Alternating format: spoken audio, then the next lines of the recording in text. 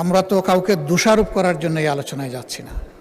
আমরা বাস্তব অবস্থাটা জেনে কি করা যায় সেই বিষয়েই তো আমরা কথা বলতে চাচ্ছি।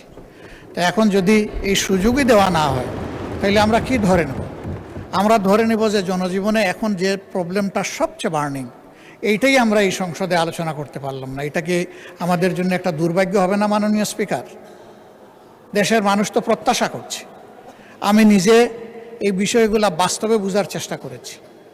পত্রিকায় অনেক কিছু লেখা হয়, সামাজিক মিডিয়ায় অনেক কিছু আসে, তার কিছু বাস্তব কিছু অবাস্তব। নিজেকে বোঝার চেষ্টা করেছি আসলে কতটুকু বাস্তব, কোন জায়গায় কোন সমস্যাটা। কিন্তু সব কিছু তো ওখানে গিয়ে আমি বুঝতে পারবো না। আরও কিছু বুঝতে হবে সরকারের সংশ্লিষ্ট মন্ত্রণালয় থেকে। আপনি বিবৃতির কথা বলেছেন, তিনি যে বিবৃতি দিয়েছেন আমি বাস্তবের সাথে এর কোনো মিল খুঁজে পাইনি। তো সেই বিবৃতি দিয়ে কি হবে? এই বিবৃতিতে কি সমস্যার সমাধান হবে? একদিকে বলা হচ্ছে তেলের কোনো সংকট নাই, আরেকদিকে বাস্তবে কি ঘটতেছে সেইটা তো সম্পূর্ণ ভিন্ন। এবং দেখতেছেন যে এই নিয়ে দারুণ অসন্তোষ মানুষের মধ্যে। আমরা যদি এখানে একটু খোলামেলা আলাপ করতে পারি, সঠিক তথ্যগুলি যদি এই ফ্লোরে আসে, আমরা সবাই দায়িত্ব ভাগ করে নেব। জনগণ তো এই দেশে আমাদেরকে প্রতিনিধিত্ব করার জন্য এখানে পাঠিয়েছে। এই জনগণকে সঠিক জায়গায় আনার জন্য আমরাও দায়িত্ব পালন করতে চাই। তাইলে যদি আমাদের নোটিশগুলো এইভাবে কোনোটাই আলোচনায় না আসে, যদি বিবেচনায় না নেন, তাহলে মাননীয় স্পিকার এখানে থাকবো কেন? কী জন্য এসেছি? জনগণ তো তাদের প্রয়োজনে আমাদেরকে পাঠিয়েছে, আমাদের প্রয়োজনে তো এখানে আসেনি। সেই প্রয়োজনে যদি পূরণ করতে না পারলাম, থাকার তো কোনো সার্থকতা নাই। এই সংসদে আমরা প্রত্যেকটি সেকেন্ড ব্যয় করতেছি, এর পেছনে জনগণের রেভিনিউ তো খরচ হচ্ছে। আমাদের দায়িত্ব জনগণের কাছে। এগুলা তো আমরা আমাদের নিজস্ব সম্পদ দিয়ে গড়ে তুলিনি, জনগণের সম্পদ দিয়ে এটা গড়ে তোলা হয়েছে। আর আমরা কথাটা বলবো এই মুহূর্তের সবচেয়েতে বার্নিং যে সমস্যা সেইটা নিয়ে। এইটাই যদি না দেন তাহলে কি আমরা জাস্টিস পেলাম আপনার কাছ থেকে? পেলাম না।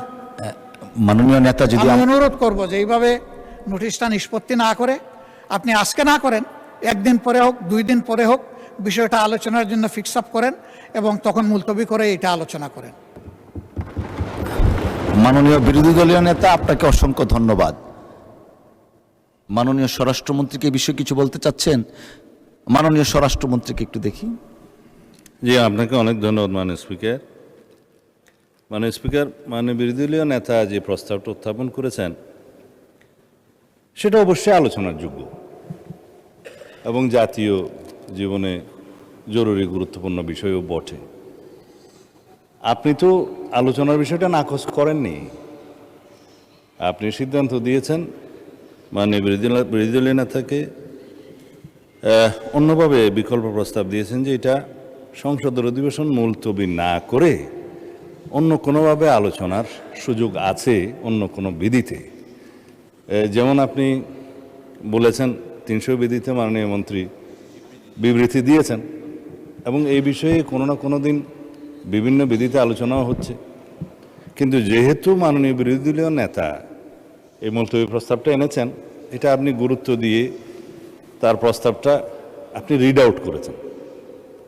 অধিকাংশ সংসদীয় রীতিতে দেখা যায়, ট্রেডিশনে দেখা যায়, ইতিহাসে দেখা যায়, মুলতবি প্রস্তাবগুলো ব্রিটিশ কালচারে অপোজিশন থেকে আসে এই জন্যেই যে ট্রেজারি বেঞ্চের কর্মকাণ্ডকে যাতে বিভিন্নভাবে বাধাগ্রস্ত করা যায়। কিন্তু কারেন্ট ইস্যুসগুলো নিয়ে এই মুলতবি প্রস্তাবের ট্রেডিশন আছে। আমাদের বাংলাদেশের সংসদীয় রাজনীতির ইতিহাস, সংসদীয় ইতিহাসে খুব বেশি হলে 2-4 বার এই সমস্ত মুলতবি প্রস্তাব আলোচনা হয়েছে। বর্তমান এই সেশনে 2টা বৈঠকে একই সেশনে 2টা মুলতবি প্রস্তাব এখানে আলোচনা হয়েছে 2-4 ঘন্টা। এটা ইতিহাসে অনন্য, নজিরবিহীন। এই সেশনের মধ্যে আরও একটা বৈঠকে যদি আরও একটি মুলতবি প্রস্তাব আপনি অ্যালাউ করেন, এটা প্রেসিডেন্টটা একটু অন্যরকম হয়ে যাবে। ভবিষ্যৎ সেশনগুলোতেও এটা ট্রেডিশন ফলো করার চেষ্টা হবে। সুতরাং বিষয়টা আলোচনা হোক। আমরা মনে করি এটা 71 বিধিতে নোটিশ দিলে, নোটিশ গৃহীত হলে মাননীয় মন্ত্রী তার প্রেক্ষিতে একটা বিবৃতি দিবেন এবং একটা সম্পর্ক প্রশ্ন করা যায়। অথবা 68 বিধি অনুসারে আপনি যদি অ্যালাউ করেন জরুরি জনগুরুত্বপূর্ণ বিষয়ে সংক্ষিপ্ত আলোচনা আপনি দেখবেন ওখানে আপনি ইচ্ছা করলে অ্যালাউ করতে পারবেন, তবে কয়েকজন সদস্যকেও আপনি ইচ্ছা করলে সেটা সময় নির্ধারণ ডিস্ট্রিবিউট করতে পারবেন এবং তিনি তার প্রস্তাবটা উত্থাপন করবেন, মন্ত্রী একটা বিবৃতি দিবেন, তারপরে আলোচনা যদি মন্ত্রীর বিবৃতির পরে অথবা আগে, এখানে যেহেতু সুনির্দিষ্ট বিধিতে কিছু বলা নাই, যদি সময় নির্ধারণ করে দিয়ে আপনি বলতে পারেন তাহলে আমরাও 2-4 কথা কন্ট্রিবিউট করতে পারবো। কিন্তু জাতীয় জীবনে যে সমস্ত বিষয়গুলো সংসদের বাইরে বিরোধী দলীয় মাননীয় নেতা বিভিন্ন জায়গায় সফর করছে আমরা দেখছি, উনি ওখানে বক্তৃতা বিবৃতিও দিচ্ছেন এবং বলছেন যে সংসদ তো সব তেল আছে সংসদে, বাইরে তেল নাই। এটা গণতান্ত্রিক অধিকার, তিনি বলেছেন, পত্রিকায় আসছে, আমরা পড়ি। এখন আমার সুনির্দিষ্ট একটা প্রস্তাব হচ্ছে, মাননীয় স্পিকার, মুলতবি প্রস্তাব গ্রহণ করে সংসদের বৈঠক মুলতবি করে আলোচনার মতো এই বিষয়টি গুরুত্ব রাখে কিনা। মাননীয় মন্ত্রী 300 বিধিতে বিবৃতি দেওয়ার পরে দীর্ঘ বিবৃতি দিয়েছেন, সেটা জাতির সামনে পরিষ্কার, এবং আমাদের দেশে জ্বালানি তেল এবং গ্যাসের কোনো সংকট নেই, সেটা আমরা পরিসংখ্যান দিয়ে আমরা দেখিয়েছি, মাননীয় মন্ত্রী দেখিয়েছেন। এখন কিছু কিছু বিষয়ে আমার না বললেই নয়, আজকে মাননীয় সংসদ নেতা বগুড়া সফরে আছেন, তিনি নেই, তার প্রত্যক্ষ নির্দেশনায় দেশবাসীর সুবিধার্থে যাতে দ্রব্যমূল্য বৃদ্ধি না হয়, জনজীবনে কোনো দুর্ভোগ না আসে, সেজন্য আমরা একটা টলারেবল মাত্রা পর্যন্ত এই জ্বালানি তেল এবং গ্যাসের মূল্য বৃদ্ধি হতে দেই নাই, সেটা মাননীয় প্রধানমন্ত্রীর নির্দেশনায়। একবারে শেষের দিকে এসে আমাদের ন্যাশনাল ইকোনমি এফোর্ড করতে পারছে না এবং এই জ্বালানি এবং গ্যাসের মূল্য এখানে কম থাকাতে, তাতে আপনি জানেন যে সবসময় একটা টেন্ডেন্সি থাকে এটা অন্যভাবে অপচয় হওয়ার, আমি খোলাসা করে বলছি না, বা পাচার হওয়ার, সেটা বন্ধ করার জন্য, একটা ডিসিপ্লিনে আনার জন্য আমরা জ্বালানি তেলের কিঞ্চিত মূল্য বৃদ্ধি করতে বাধ্য হয়েছে সরকার। তা এখন এই বিষয়ে কোনো সংকট নেই, সুতরাং আমি মনে করি মুলতবি রেখে সংসদের অধিবেশন এই আলোচনাটা করার প্রয়োজন নেই। তবে যেহেতু মাননীয় মাননীয় বিরোধী দলীয় নেতা বিষয়টি উত্থাপন করেছেন, আমি অনুরোধ করব আপনি দয়া করে 68 বিধিতে ওনাকে একটা নোটিশ দিতে বলেন, এখানে সংক্ষিপ্ত আলোচনার সুযোগ আছে, অ্যাকর্ডিংলি আপনি আপনার সিদ্ধান্ত দিতে পারেন, এই অনুরোধটা আমার পক্ষ থেকে থাকলো। ধন্যবাদ মাননীয় স্পিকার, এবং আমি ধন্যবাদ জানাচ্ছি মাননীয় বিরোধী দলীয় নেতাকে। জি, মাননীয় বিরোধী দলীয় নেতা। ধন্যবাদ মাননীয় স্পিকার, আমাকে আবার সুযোগ দেওয়ার জন্য। আসলে মাননীয় স্বরাষ্ট্রমন্ত্রী খুব সুন্দর করেই বলেছেন কোনো সংকট নাই, এটা আসলে সংসদের ভিতরে নাই, বাইরে।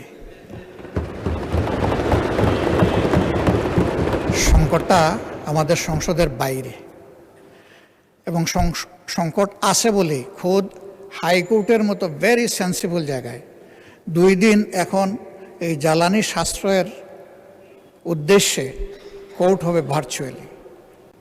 আপনি একসময় তার অংশ ছিলেন, সংকট নাই বলে এটা হয়েছে। আমি জাস্ট একটা উদাহরণ, উনি অনেক কথা বলেছেন, আমি এগুলা রিপ্লাই দিতে যাব না। এই সংকটটা এই সরকারের সৃষ্টি না, এটা একটা গ্লোবাল ম্যাটার, একটা ওয়ার সিচুয়েশন চলতেছে, আমরা এগুলো বুঝি, এই কথা বারবার আমরা বলতেছি।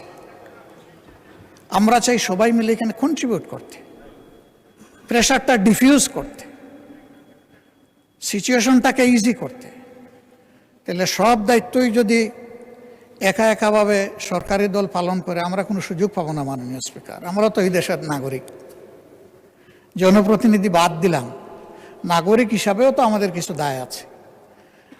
আমরা ওই পজিটিভ অ্যাটিটিউডের জায়গা থেকেই এই আলোচনাটা দরকার বলে মনে করি। আমি ধন্যবাদ জানাই মাননীয় স্বরাষ্ট্রমন্ত্রীকে, উনি বলেছেন তারপরেও যদি আপনি গুরুত্বপূর্ণ বিবেচনা করেন 68 বিধিতে আমাকে আপনি নোটিশ দেওয়ার জন্য অনুরোধ জানাতে পারেন এবং আমি সেই নোটিশটা দিতে পারি। ওখানে তো আধা ঘন্টা সময়, তো আধা ঘন্টা সময়ের ভিতরে সরকারি দল বলবে কতটুকু, আমি বলবো কতটুকু, আমরা বলবো কতটুকু, এই বিষয়টা এইরকম একটা জ্বলন্ত, ঠিক আছে 1 ঘন্টা হইতে পারে, এর মতো একটা বার্নিং ইস্যু যদি আমাদের এই আলোচনার গুরুত্বপূর্ণ বিষয় না হয়ে থাকে, তাহলে কোনটা হবে আমি ঠিক জানি না।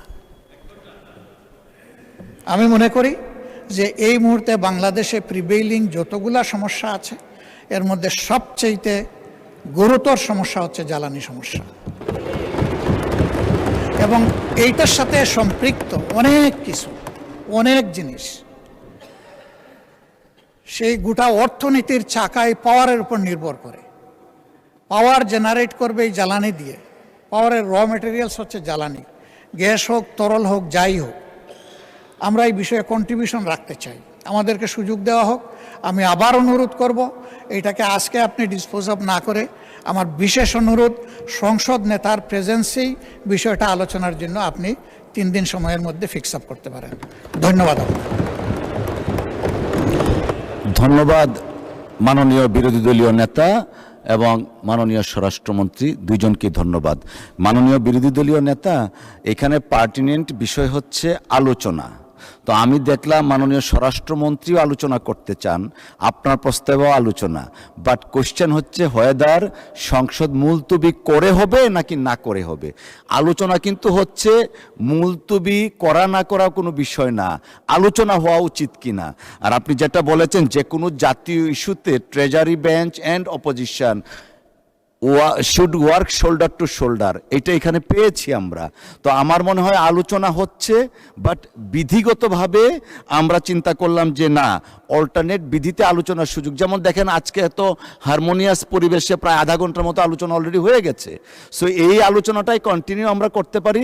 আর একটা বিধিতে আমি এটা আগেও একটু দেখে রেখেছি, সংসদকে মুলতবি করে আলোচনা না করে এই আলোচনাটাই আমরা সংসদের চলমান অবস্থায় সাধারণ আলোচনা নিয়ে যাই।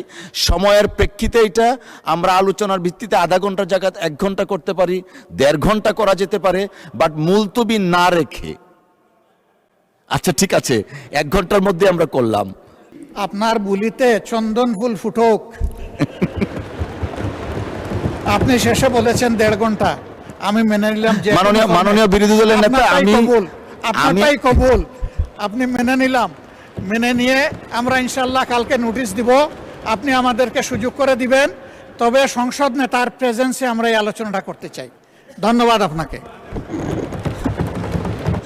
আচ্ছা, মাননীয় বিদ্যুৎ প্রতিমন্ত্রী, মাননীয় স্বরাষ্ট্রমন্ত্রীকে একটু শুনি। জি জি জি। মানে স্পিকার, আপনার স্লিপ অফ টাং হয়েছে আমি বুঝি। 60 মাননীয় স্বরাষ্ট্রমন্ত্রী স্লিপ অফ টাং না, 68 কথা এসছে আর কি, 1.5 ঘন্টা ওইরকম। সংসদের কাজ শেষ হওয়ার 1 ঘন্টা পূর্বে এবং আলোচনাটা 1 ঘন্টার জন্য হবে এরকম বলা আছে। এরপরের সাবসেকশনে আপনি গেলে কোনো সদস্যকে আপনি আহ্বান করবেন, সময় নির্ধারণ করবেন, একটু বলা আছে। তা এখন মাননীয় বিরোধী দলীয় নেতা এখন আপনাকে বিধি ভায়োলেট করার জন্য বলতেছে এইরকম বিধি তো বাম। সেই জন্য আপনি 68-এ যদি মাননীয় বিরোধী দলীয় নেতাকে অনুরোধ করেন, উনি নোটিশটা আবার যদি দেন, অবশ্যই এটা মাননীয় সংসদ নেতার উপস্থিতিতে আলোচনা হবে। আমরা তো এগ্রিড, কিন্তু ওই যে বিধি বাম করবেন না 1 ঘন্টা। ধন্যবাদ মাননীয় স্বরাষ্ট্রমন্ত্রী। ধন্যবাদ মাননীয় বিরোধী দলীয় নেতা। জি। সুন্দর করে কথা বলার পরেও কি মন গলাইতে পারলাম না? আর কোন ভাষায় বললে মন গলবে মাননীয় স্পিকার? ঠিক আছে, আপনি যেটা সর্বোত্তম মনে করেন সেইটাই আমরা আশা করব। আপনার উপর ভার ছেড়ে দিলাম, তবে আমরা অর্থবহ আলোচনা করতে চাই। ধন্যবাদ আপনাকে। অসংখ্য ধন্যবাদ মাননীয় বিরোধী দলীয় নেতা। আমরা আধা ঘন্টার মতো আলোচনা অলরেডি হয়ে গেছে, আপনি দয়া করে নোটিশটা দেন, আমরা পরবর্তী কার্যকর পদক্ষেপ নিব।